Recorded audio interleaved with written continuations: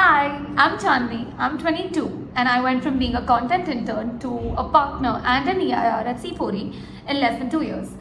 This video is my pitch to hire you. Let's go.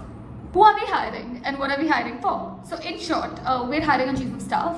Now, there are two parts to this. One is the academic definition of who a chief of staff is, and where I read it was in this huge document by Matt Mashari. So Matt Mashari is a business coach to a lot of CEOs in Silicon Valley, from Naval to CEOs of Cred to Sam Altman. You know, he's been with each person, right? So he calls the chief of staff the most leveraged hire, that each person running a business has to have a chief of staff.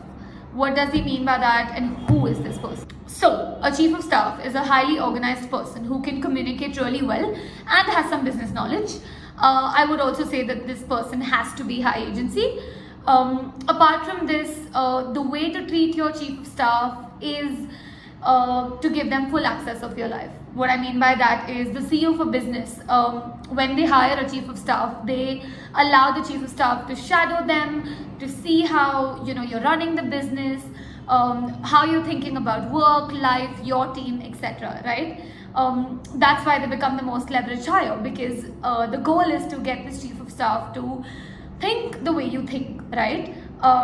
Now, when I looked back at the kind of year I've had at C4E, I realized that I was the chief of staff to one of the partners, Saurabh.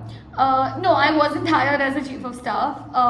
We weren't following any process, any books, but I realized that's what my time there looked like. What did I do as a chief of staff? I shadowed Saurabh.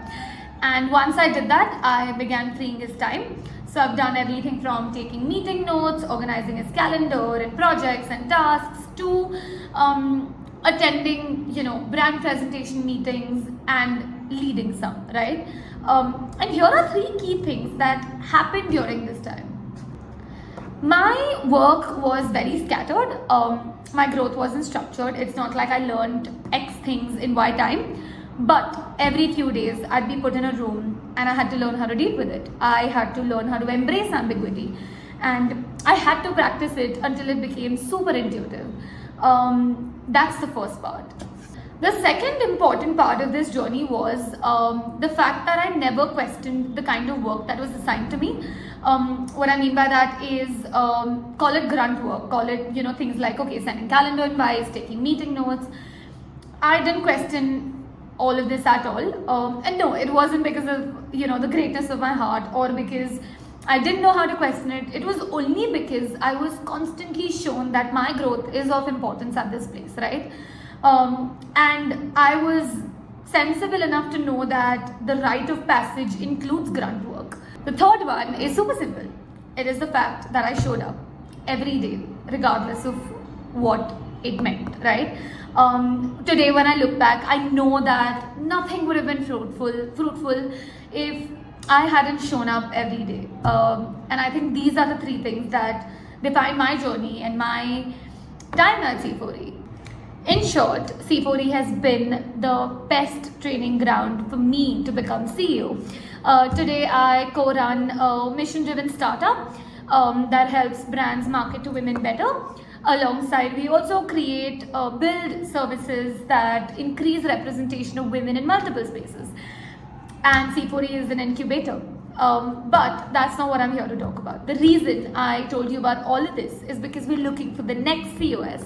We're looking for the next person to help C4E go to the next level, right? For us to find our next mission, for you to work with Saurabh and move the needle and execute.